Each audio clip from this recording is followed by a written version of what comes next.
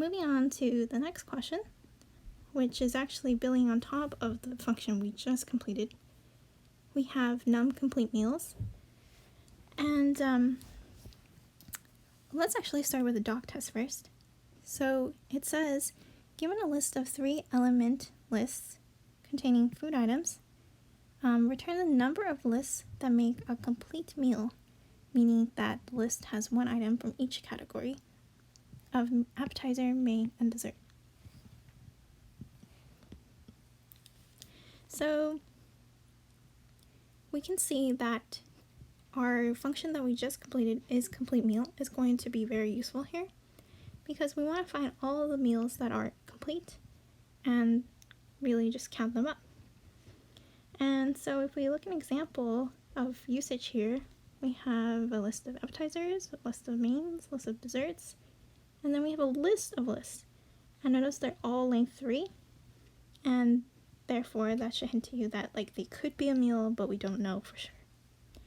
So going back to the initial instructions, it says that in order to get full credit, your solution must fit in 1 line of Python. Alright, so we know that we get like a list of lists, and we want to iterate over that because we have to check each list to see if it's a complete meal. But at the same time, we have this constraint of our line or solution has to fit in 1 line. So let's say that we have 1 line, and we also must iterate. So this should kind of hint to you that we want to use a list comprehension, because a list comprehension fits in 1 line, and you can iterate using it. So let's just see what we're iterating over. We're going to iterate over this, which is food. And then for every list in food, we want to check to see if it's a complete meal. So we're going to pass in that list to the function we created earlier.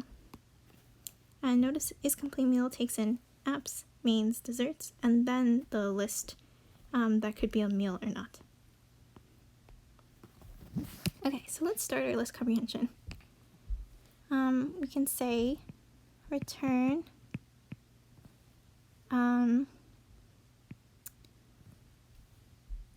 is complete meal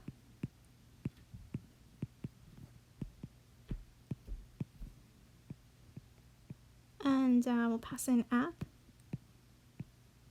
main, does, and let's call it M for M in food. And in this case, M means any list in food, so it could be this list, or this list, this list, or this list.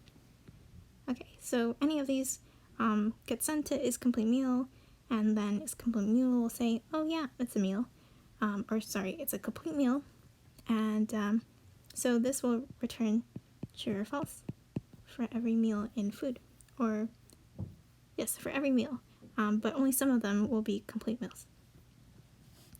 Okay, but now you might be wondering, like, how does this solve our problem? Because we actually want the number of complete meals, not a list of like true and falses. So you can actually do a trick where you, instead of returning the output of isCompleteMeal, you can say 1 for M in food if is complete meal app does M, because this returns true or false again, and whenever it's true, it's going to add a 1 to our list. So we're just going to have a bunch of 1s in a list. So we're going to have a 1 each time we see a complete meal. So at the end, we have a list of 1s that act as like tally marks every time we saw a complete meal. And then to make this solution complete, we can say sum of this list, because it's just going to be a list of 1s, and then we sum them up, we get the count of all the complete meals. But I also want to point out that if you actually sum this first list it also gives you the right answer. And the reason for that is because if you have sum of true, false, true, this gives you 2. And this is a quirky thing about Python, that if you sum a list of trues, sum a list of booleans, it will add up all the true values, or count up all of them, and give you that number. So either of these methods work, but I think the second one is a little bit clearer to people, because it shows that you're making like a tally mark every time you see a complete meal, and then you're summing those up.